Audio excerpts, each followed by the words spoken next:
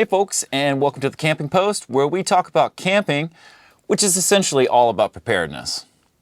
Now in this video, I'm going to unbox and share with you one of the tools that I will be using for my off-grid communication efforts, the Retevis Ra86 Gmrs radio. I'll show you what's in this box, how to hook it up, general functionality, and most importantly, I'll demonstrate how to get on repeaters to dramatically extend the range of this radio. Now, if you're looking for more basic information on radios, check out our off-grid communication podcast on this YouTube channel. I'll put a link in this video and in the description. Now, should an emergency arise and cell phone towers are down, you may find yourself needing a way to communicate with your loved ones. Radio is perfect for that. Beyond that, radios can also be a fun way to communicate while traveling, off-roading, or used to help you back up your RV or camper. Now, not all radios are created the same, but they serve as tools depending on your intended use. So whether you're a seasoned radio operator or new to radio, the Retevis Ra86 mobile radio is a great entry-level option for anyone who wishes to get into GMRS. Now, for seasoned radio operators, this may be the perfect option for your family members who may not want to learn everything about radios, but just need to use one. Now, the only requirement for GMRS is registering for a license. It's a simple fee, and it covers your whole family and yourself for 10 years.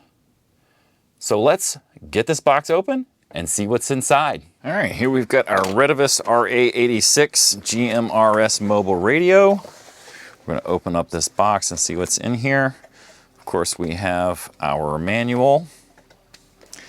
Looks like we have a data cable for programming, USB to the data. And we got our microphone over here. Looks like we have to pull this all out at once. Fun stuff. All right. So we've got our microphone and our control panel. That's one thing I like about this is all the controls are on the mic, so all you need to do is hold one item to use this. As you can see here, the body of the unit is very simple. It is very small. It essentially fits in the palm of my hand. You got your port for your microphone here, and place to plug in your coax, and a little connector for power. Let's see what else is in the box here. The antenna here. We'll get to that in a second. We've got a bracket to mount this unit.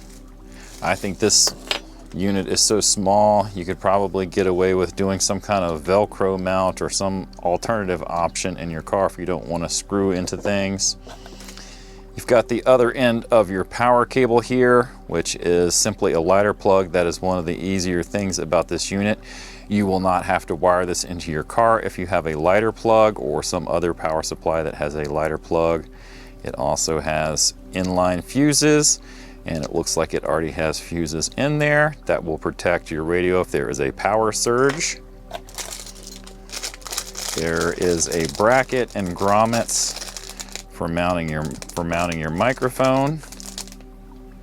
This will hook down into that bracket so you can hook your mic and hang it. And funny that I should mention Velcro tabs, because it looks like there's some kind of Velcro. Nope, that's not Velcro. It's some kind of sticky pad. I guess I'll have to read the instructions and see what those are for. And we'll go back to our antenna here.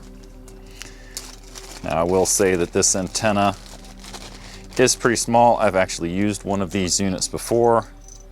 There's not a whole lot to it, as you can see. Let's do this here. This is a small magnetic mount, so you've got the little antenna here and the magnetic mount. It it works well enough. I've actually been able to hit repeaters and communicate with people 20 or more miles away. It does have a long, thin cable, so it's kind of handy for routing in your car and routing this cable under your trim. But the antenna itself is kind of lacking, so if you want more range, you will probably need to go and buy a different antenna. But I typically use this when I'm just tooling around town, because this fits small on the car.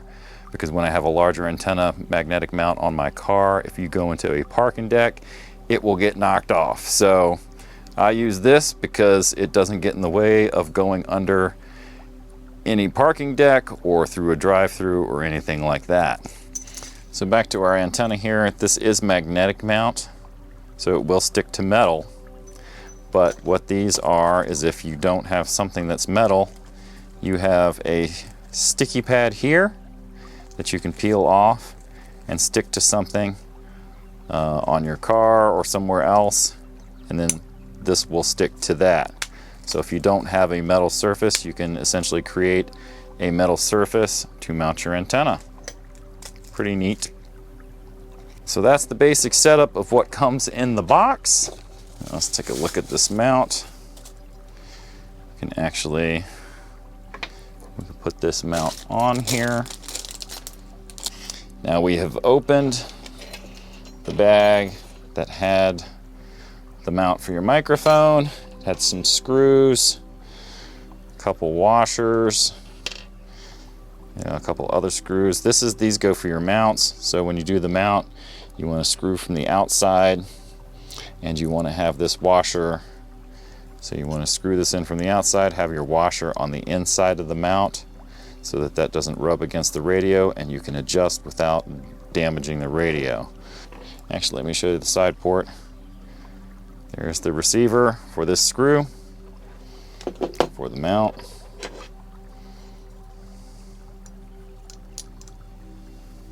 I'm just going to start with one side first, then we'll address the other side.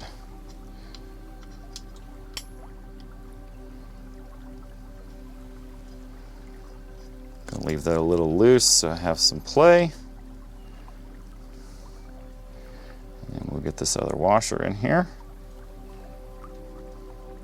Get those holes to line up, and we'll pop in the other screw, and then you can tighten that down. Now if you wanted to, you don't have to have this underneath.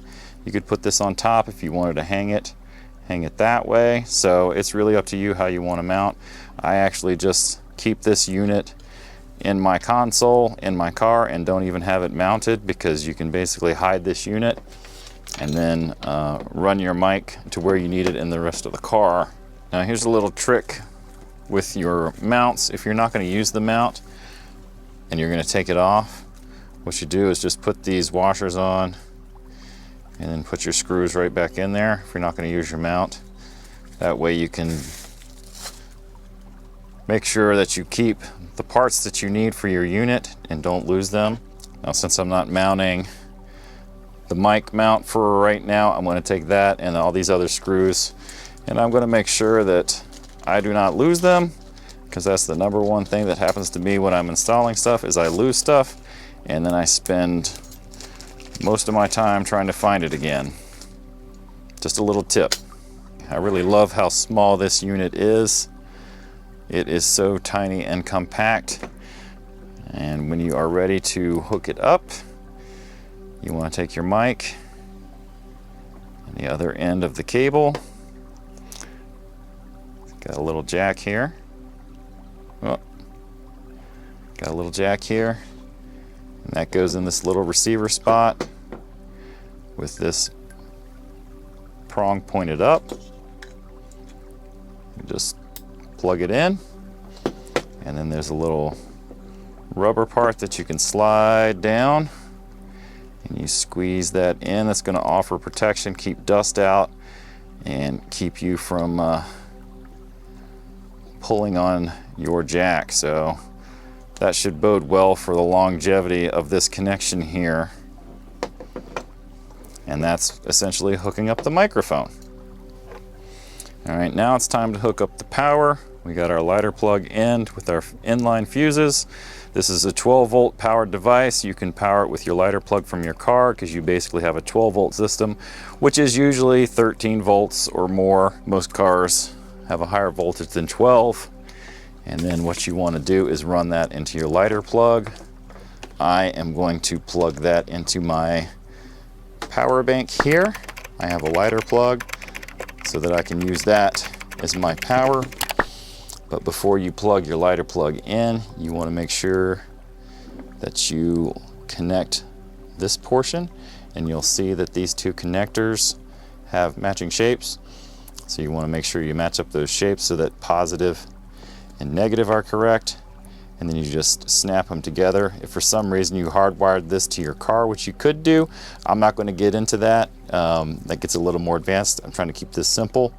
But you could, if you needed to pull your radio out and you had it hardwired, you would just pop that clip off and then pull your radio out. And then the other thing you want to do is take your antenna and your coax once you've mounted it on your car, which we'll take it out and mount it on our car a little bit later. I just want to check and make sure it's working.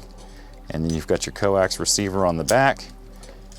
Insert the male part of the plug, and then just simply screw this down. Make sure you get this connection tight. Don't over tighten, but make sure it's connected. You don't want it loose. That can kind of create a bad signal. Now I'm going to take this, plug it into my power so that I can test this out. I have my Huawei here, and I just find it's pretty easy for me to set this unit up with my little remote power supply. So if for some reason I wasn't in a car and I needed to be using my radio, I can plug it into my power supply and use it from anywhere and take it on the go, out camping, to a festival, whatever you want, boating, I don't know.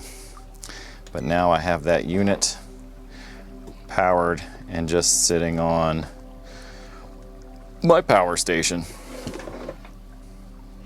All right, so basic operation. All right, so once you got your power plugged into your unit and you're ready to start using it, you simply, there's a power button on top, and you simply just press and hold that button. Now you've got the power on. Now the first thing I'm going to do is show you the menu button here, because I want to keep this screen on so that you guys can see what's going on. Just hit your menu button. You just keep hitting it over and over till you find the screen you want. And I am going to turn the sleep timer off. That means the screen will stay lit.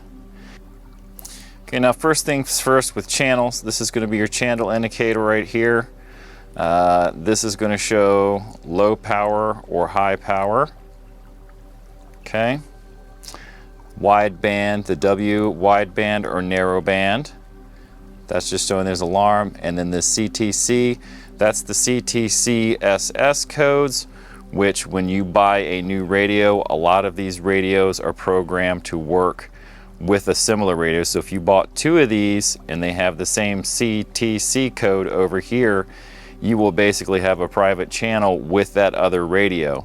I don't know why they always program these radios that way, so when they show up they all have these on, because if you want to get out and just talk to anybody out there, you have to clear these out. So that's what we're going to do here on channel 1.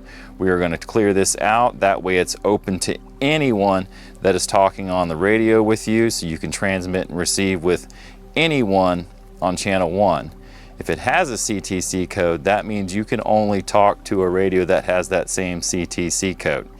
That gets a little bit more advanced later, but if it's the same model, if you have the matching number here, because this represents a frequency tone, and you would have to use a chart to translate that tone in order to use a CTC with another model unit. But again, we're going to try and keep this simple. Okay, we're going to clear the tone by pressing menu to get rid of the CTC code. This is the transmit code, so we want to clear that to off. Hit menu, go to the RX code, and we are going to turn that off. And that is enter. That is exit, and now we are open on channel 1. We're going to test it. Check, check, check. I'm getting that on the other radio, and I am going to check and see if it comes through from the other radio. Test, test, test, test, test, test. Check, check. So now we have cleared the CTC code on channel 1. You're going to need to do this on all the channels. And now this is open for communication to anybody that is on channel 1. So now that is open to the general public, and anybody that's on GMRS channel 1 can communicate with you. So you would have to do this with every channel. See, there's another CTC code. So you would have to clear that for each channel to get open. Now the other thing that I want to communicate about channels on GMRS. If you are on a handheld unit, you can pretty much communicate on all channels. But if you are on a mobile unit, because these are higher power, this is a 20-watt radio here, because you're higher power, it's limited. So you can go through channels 1 through 7 and communicate. These are your lower power band channels. So if those are the lower power, if you're going to be close by, you use the lower power channels. And when you get into channel 8, those are locked for communication on transmit. You can listen to channel 8 through 14 on a mobile unit, but you cannot transmit on it. Now once you get through onto 15 all the way up to 22, you can transmit and receive on all these channels on a mobile unit, which is a higher power unit. And also note that these higher channels are higher power. So these are listed as higher power channels. So channels 8 through 22, higher power, 1 through 7, lower power, and 8 through 14 are receive only on a mobile unit. So if you're going to be talking to a low power handheld walkie-talkie, you're not going to be able to do it if they're on those middle channels of 7 through 14. So just something to note. So now that we've got channel 1 set, like you saw before, to talk, you just hit the button and you talk, and then you let go to receive. That is the basic, simple operation of a radio.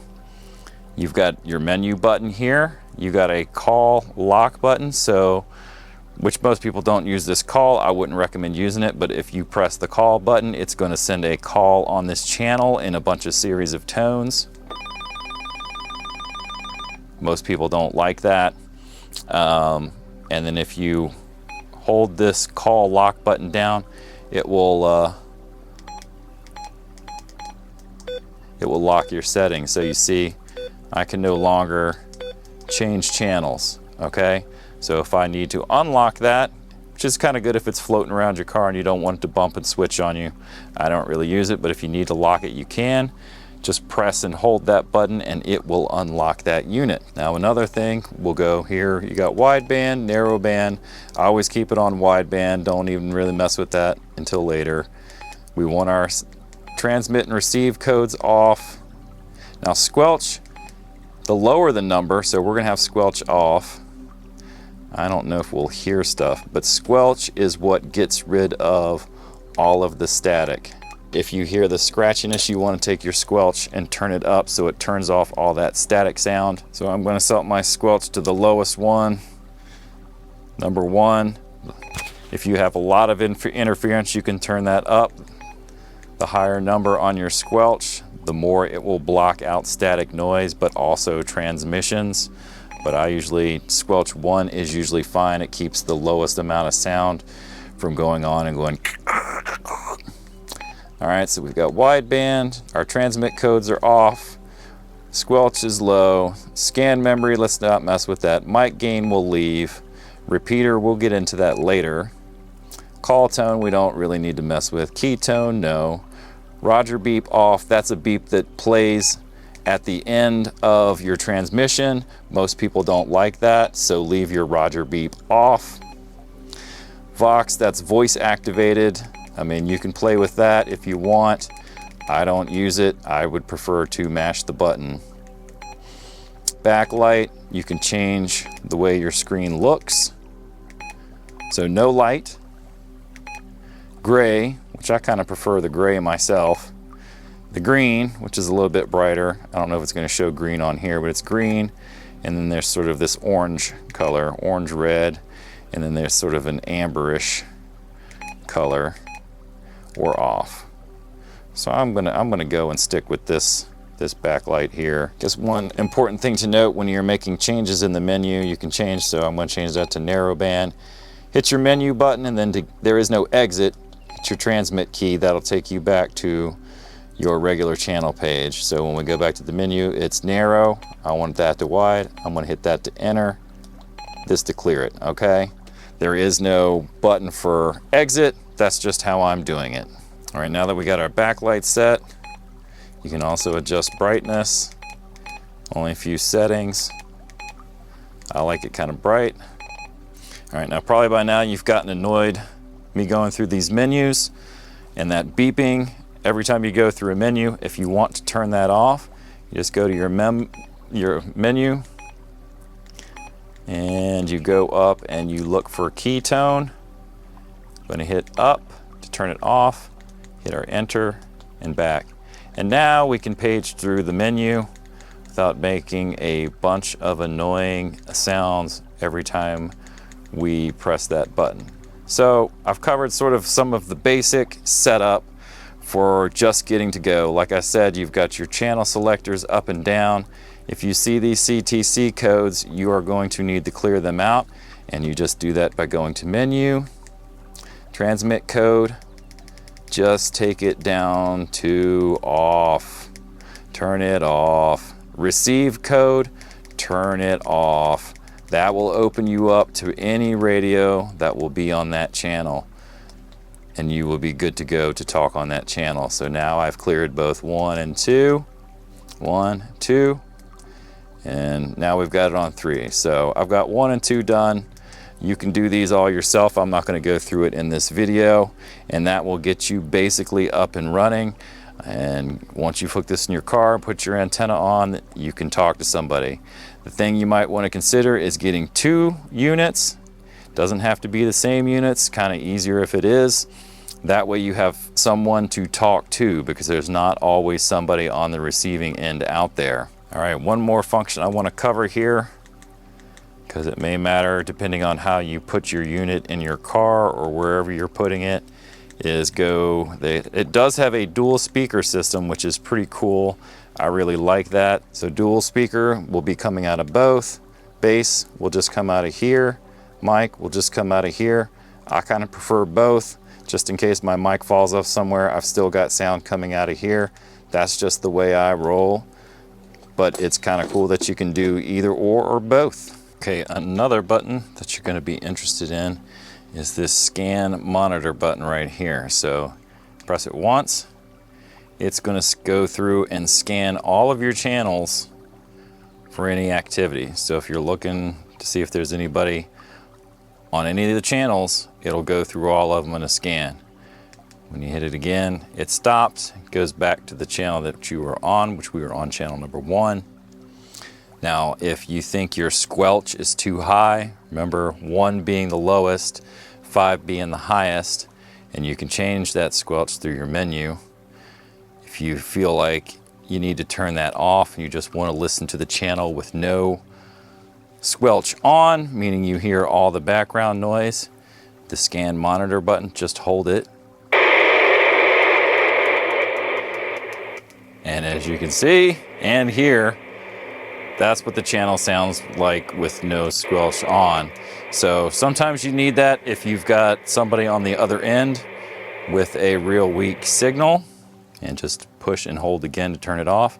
If you've got someone with a real weak signal on the other end and they're starting to fade out, you can hold that monitor button and that will open up your squelch, essentially turning it off so that you can hear that person talk. Now another great function of this radio is it does have a weather channel option, which will pick up NOAA weather channels. So if you do this WX button, that will scan for weather channels. And if you press it again, it'll take you back to your regular comm channel. And you can also change channels here. It'll scan again. I'm only getting one because it'll pick up what's local in your area. And back to our regular comm channel. Okay, now that we got some of the basic functionality out of the way, we want to get to a little bit more advanced setups where we want to hit repeaters. And what a repeater is going to allow you to do is broadcast from this unit. It will hit a tower, and then that tower will send your signal out over a longer range. They're usually higher up, so you're going to get improved range and communicate with people that you normally wouldn't be able to reach via direct simplex communication. And there are many ways to do it. You can use the cable, download the software, and then plug that into your radio and plug them and program them manually. But for me, that's something that you can certainly do, but I like to be able to do it with the unit itself, because if for some reason you're out on the road, you're in an emergency, you're going to need to be able to do it from this unit. You don't want to pull out a computer and hook up all these things in order to reprogram your radio. So what you're going to need is, for this particular unit, you need to have your manual, because there's a chart you're going to need to reference in here to look up your codes. The other thing you're going to need is, of course, to have your license, but you can get on my GMRS repeater book or some of the chirp softwares to look up where these repeaters are, and they are going to give you a tone sound that you're going to program into this computer that allow you to communicate through that repeater. So we're going to assume that you can do all that, find your repeater tones, find the repeater frequency, and figure that out. What we're going to do here is turn this on, power on by holding the button, and we're going to be programming a repeater on channel 22, which for channel 22, this repeater, a lot of times the repeaters will have a frequency, and let's see, this particular frequency is 22. So 22 actually translates, these only represent a frequency. That is frequency 462.725. So 762.725. That's the frequency the repeater is on. So you can take that frequency, look it up on the internet, and find out what GMRS channel it is. That is channel 22. And then also for that repeater, they are going to have a tone. And the tone for this repeater is 118.8. So what you want to do is flip into your manual here. You can also look these things up online, but we want to look at this CTC SS codes. This is their frequency table for this particular radio. We had already learned to clean these out and set them back to off so that we could communicate to anyone on that channel. So communicating with the repeater is kind of like going to a private channel. So what you want to do is look at this table and look for that frequency. So here, that frequency tone is 118.8. So 118.8 is what we want to use, and that is CTC code 18. So CTC code 18. So we go back to our mic unit. Okay, so now that we know our CTC code needs to be 18 for the frequency tone 118.8, what we first want to do is go into, this is going to be our regular channel 22. So that's how it looks for the regular channel 22. Now we're going to want to turn the repeater on. Turn that functionality on, just keep hitting your menu until you see repeater off. And now I'm going to hit enter and go back. So now repeater is on. So we have our regular channel 22, which we were on, and that's going to be for general public communication. There are no privacy or CTC codes on here. And then if you hit up, you're going to see now that there is another channel 22. So there's 22, and there's 22 repeater. You're going to see this little symbol. That's how you know you're going to be on a repeater channel. Now what we want to do is program that CTC code 18 into our repeater channel. So hit your menu. Whoops, passed it. Wish this had an up-down button, but it doesn't. Just all part of the learning curve. So, whoop, I missed it again. So let's go back. Comes up pretty quick. And then, so transmit code, we want CTC 18 because that will be our 118.8. Hit enter. Now RX code, we want that to be CTC code 18 as well, because you want to be able to talk, which is TX, RX, which is receive, and hit enter.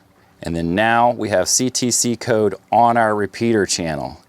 Now if I go back down, this is just regular clear open channel 22, and now we've got our repeater on 22. So now when I transmit and receive on this channel, I will be talking to anyone that is on that repeater. And you'll notice too that that happens for now all of the upper channels. You have 2 channels to scroll through. But the nice thing I like about this unit is that you can be on channel 22 talking simplex straight to one another with your family, and if you get to a far enough range and you can hit a repeater, both of you, you just switch up to the repeater channel, and then you have just extended your range by switching to the repeater end on both of your units. So hopefully that made sense. If not, drop us a comment and let us know what you think. Well, thanks for watching. I hope this video has been helpful to you. Hopefully this has helped you understand how the Retevis Ra86 works and how to get set up on repeaters, whether you're new to GMRS, thinking about getting into it, or you're a seasoned professional and looking for an easy radio to use. This one is simple, easy to use, and has a singular mic with display, which makes it super operable for when you're driving around. Be sure to check out any links below and the information that we have in the description, and thanks for watching.